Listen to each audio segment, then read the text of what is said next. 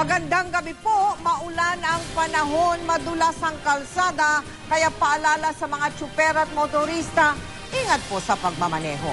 Kagabi lang nagsalpukan sa Tuba sa Benguet ang isang trailer truck at isa pang bus na sinakyan ng mga estudyanteng pauwi na mula sa field trip. Ito ang patay, kabilangan 3 estudyante at 2 guro. Mahigit 30 pa ang sugatan sa malagim na aksidente.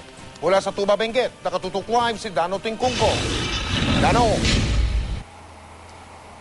Mel, Mike, patuloy yung sinasagawa yung investigasyon ng pulisya sa banggaan ng isang tourist bus at trailer truck dito nga sa bahagi ng Marcos Highway sa Badiwan Road sa Tuba, Benguet, kung saan 7 ang patay habang 2 naman ang kritikal. Dito natapos sa mga pangarap ng ilang tourism students na Marinduque State College Poblacion. Mga gamit at iuwing pasalubong sana ng mga estudyante nagkalat sa bahaging ito ng daan matapos bumangga sa isang truck ang sinasakyan nilang tourist bus alas 10:30 kagabi sa Marcos Highway.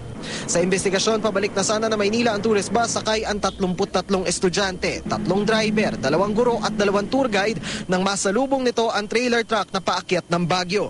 Pagdating sa blind curve, nakasalpukan na raw ang 2 sasakyan. Sa lakas ng impact, nakayod ang harap ng 2 sasakyan. Dumausdos na may 50 metro at napihit ang trailer truck sa direksyong pababa ng Marcos Highway.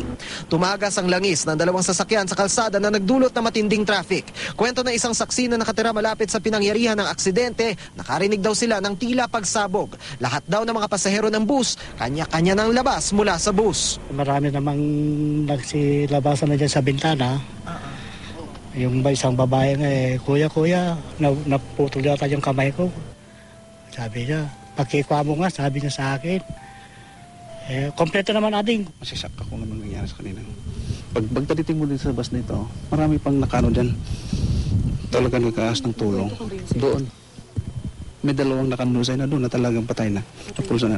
Hindi pa matukoy ng pulisya ang pagkakakilanlan ng mga biktimang nasawi at kritikal. Ilan sa mga inaalam ng pulisya kung sinong unang bumunggo at nag-overtake. Natulak din paharap ang mga upuan ng tourist bus kasama na ang mga pasahero nito. Based on that situation, ma-assist mo na parang mabilis yung bumunggo, parang ganun. Marami namang factors na may kukonsider doon. Yun nga, yung bigat ng sasakyan, siguro yung bilis ng sasakyan, yung sitwasyon ng kalsada natin. Hindi rin nakaligtas sa aksidente ang isa pang bus na nakasunod sa truck na natamaan sa harapan ng pagpihit ng direksyon ng truck. Mabuti na lang daw mabagal ang takbo ng sasakyan at wala itong sakay. Akala ko hindi naabot sa akin. Nung sa pula, umikot niyan. Hindi na bago sa mga aksidente ang Marcos Highway, lalo't marami itong blind curves na lubhang mapanganib sa mga hindi kabisado ang daan. Yung kalsada natin kasi dito sa Cordillera, medyo materik, pababa, tapos paliko-liko. Kaya kung minsan yung mga drivers natin galing sa lowlands na hindi pa sanay, parang naninibago sila kung minsan.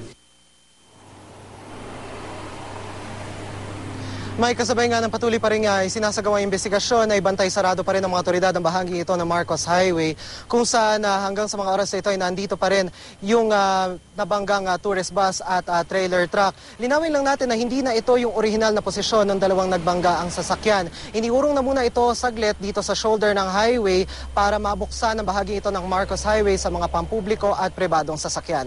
Yan muna latest mula rito sa Tuba sa Benguet. Balik sa iyo, Mike. Dano, kamusta naman ang panahon dyan sa may Marcos Highway, Dano? Sa mga oras na ito, Mike, awan ng Diyos, wala naman tayong nararamdaman na anumang ambon o pag-ulan. Pero kaninang umaga, mula kanina madaling araw hanggang sa pagsikat ng haring araw, nakakaramdam tayo ng konting ambon. At netong takip silim nga lang, nakaranas tayo ng fog, Mike. Maraming salamat, Dano Tingkungko.